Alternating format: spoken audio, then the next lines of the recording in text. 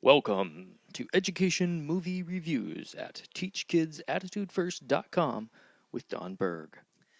Today's movie is Waiting for Superman, directed by Davis Guggenheim and released in 2010. It's a political documentary that focuses on the fact that having great teachers is necessary for having a great school system, and how teachers' unions have become an obstacle to achieving that goal. As a film, it focuses on the stories of 5 children from across the country who are each in a lottery to get into a public charter school. This film is an example of excellence in documentary filmmaking.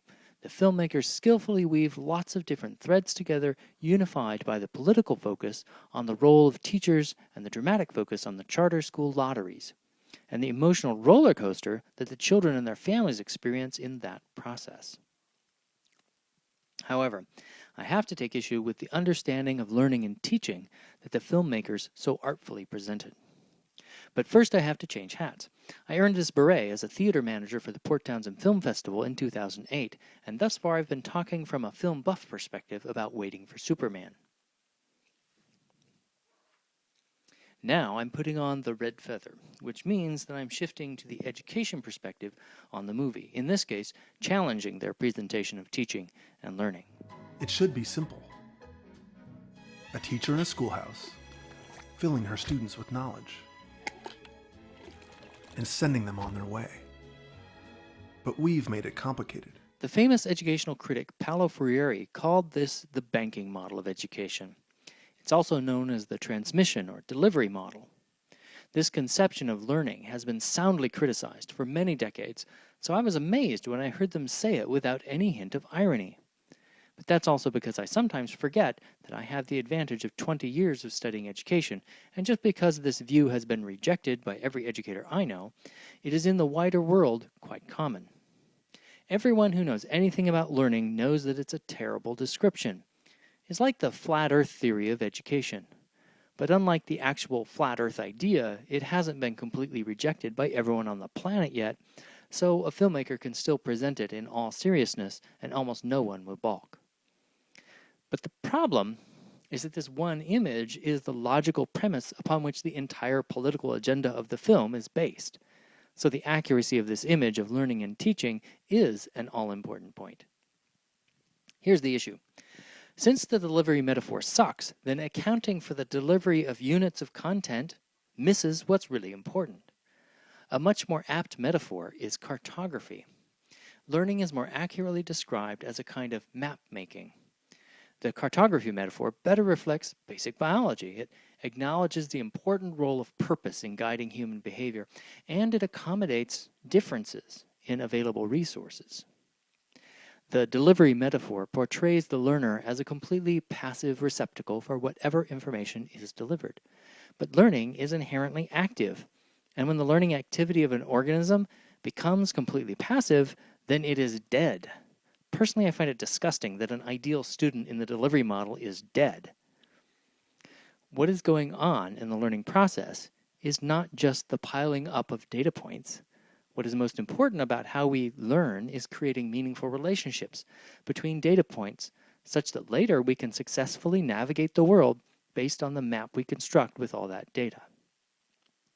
One of the key outcomes we want for children is that they become reasonably autonomous individuals.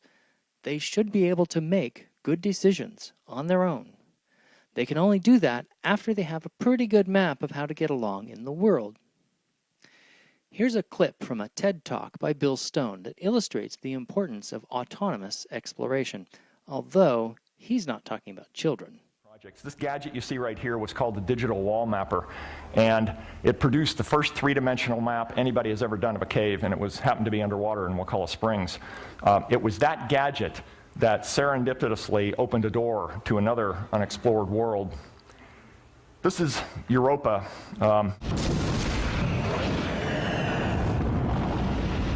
Europa is so far away that even at the speed of light, it would take more than an hour for the command just to reach the vehicle.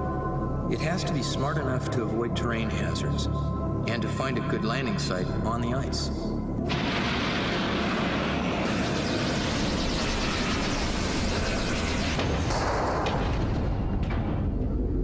Now we have to get through the ice. You need a milk probe. It's basically a nuclear heated torpedo.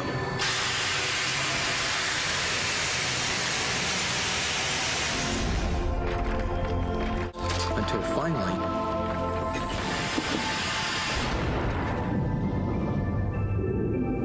now, what are you going to do when you reach the surface of that ocean?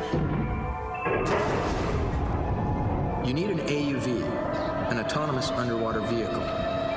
It needs to be one smart puppy able to navigate and make decisions on its own in an alien ocean. What Jim didn't know when he released that movie was that 6 months earlier, NASA had funded a team I assembled to develop a prototype for the Europa AUV. No hands at the wheel. This is all behavioral autonomy here that's being conducted by the robot on its own. The real hat trick for this vehicle, though, is a disruptive new navigation system we've developed known as 3D SLAM for simultaneous localization and mapping. DepthX is an all-seeing eyeball. Its sensor beams look both forward and backward at the same time, allowing it to do new exploration while it's still achieving geometric sensor lock on what it's gone through already. What I'm going to show you next is the first fully autonomous robotic exploration underground that's ever been done. What you are seeing as yellow beams emanating from a central point represents the signals put out by the robot, and the dots being arrayed around it are the points it determines to be where that signal bounced back from. Thus, it is constructing a concept of the world in which it exists, which is what we do too. Our signals are more complex, and the world we construct in our minds is far more nuanced, but the basic process is the same. We activate varied aspects of our being and gather in the results that occur in the world. From this, we construct cognitive maps of our world. Learning is the construction, correction, and ever-present maintenance of these maps. The cartography metaphor also implicitly assumes not only activity, but also purpose, and the application of particular resources to achieve that purpose, both of which are missing from the delivery metaphor. Think about it this way. Let's pretend we're both in Portland, Oregon, and I want to help you get to Seattle, Washington. But you don't know how to get there. In order to give you a truly useful map, I have to know how you plan to get from here to there. Driving, biking, boating, and walking each require very different maps. It would be really stupid if I gave you a nautical chart when you were riding your bike, or a walking map when you're driving your car.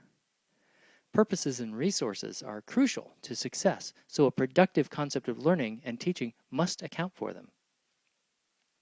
Since the whole point of Waiting for Superman was the importance of good teaching, how should teaching be understood in this way of thinking about learning, you ask? Well, first, we have to make a distinction between teaching and instruction, because actually, Waiting for Superman was about instruction, not teaching. So, to address the main point made by Waiting for Superman, effective instructors are very important for excellence at the transmission of information and training people to follow the customs of different fields of study.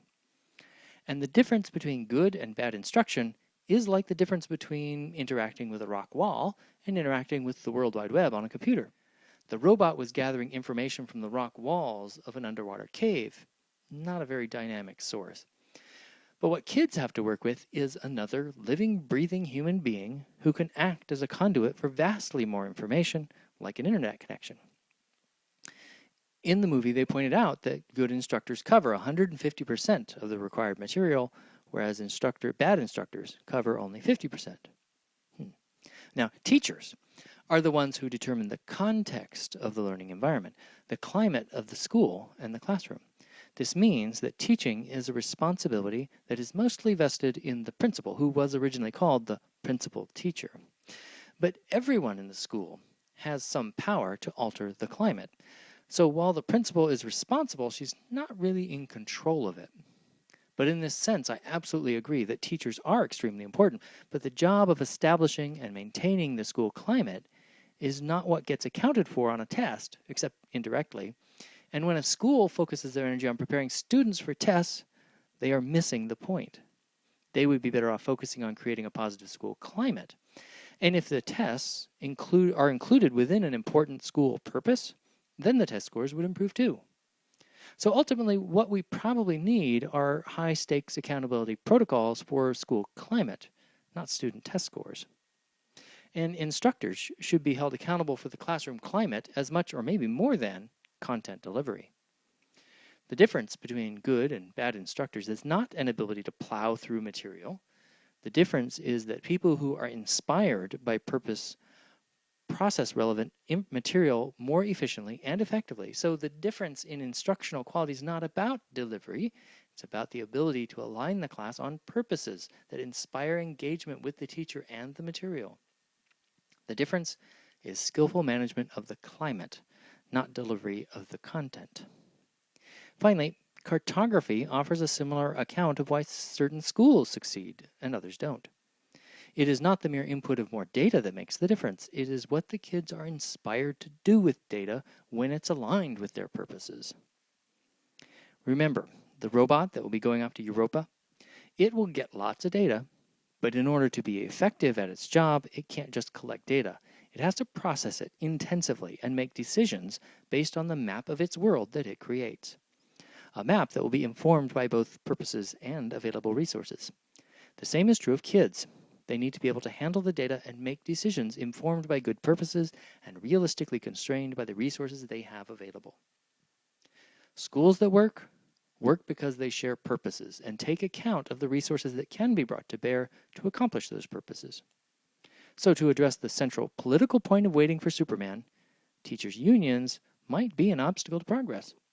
But the truth is that they are ultimately made up of human beings who are just as capable of being inspired as everyone else. So if they continue to be a problem, it's a failure of the reformers to align the union leadership with the purpose of the reforms. Union folks are navigating the world based on their maps just like everyone else. So until their maps are informed by a transcendent purpose, they're going to remain focused on the narrow purpose of taking care of their own in the tried and true union manner. Ultimately, real solutions will enable passionate people to align themselves around shared purposes to organize their school. If charter schools have an advantage, the advantage is the high degree of purpose that school leaders have developed and that their school stakeholders are aligned with. So, even though having a purpose is perfectly accessible to every school in the world, only some schools actually achieve it.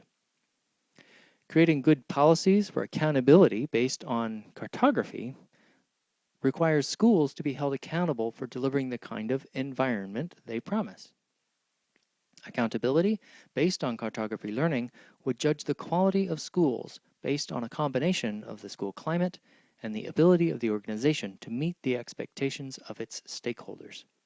So, I'm all for school standards, but standards of just treatment and democratic participation, not content. So waiting for super instructors is not the solution. Instead, we need to be cultivating inspired, purposeful leaders who create and maintain positive school climates.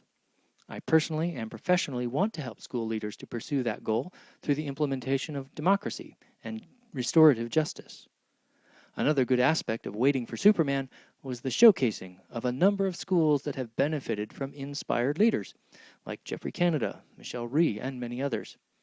The movie makes it clear that they have to deal with a lot of crap in the form of content-driven accountability policies that can potentially distract them from what matters. But to the degree they are clear about serving a purpose that transcends the tests, then they are succeeding in spite of the testing policies, not because of them.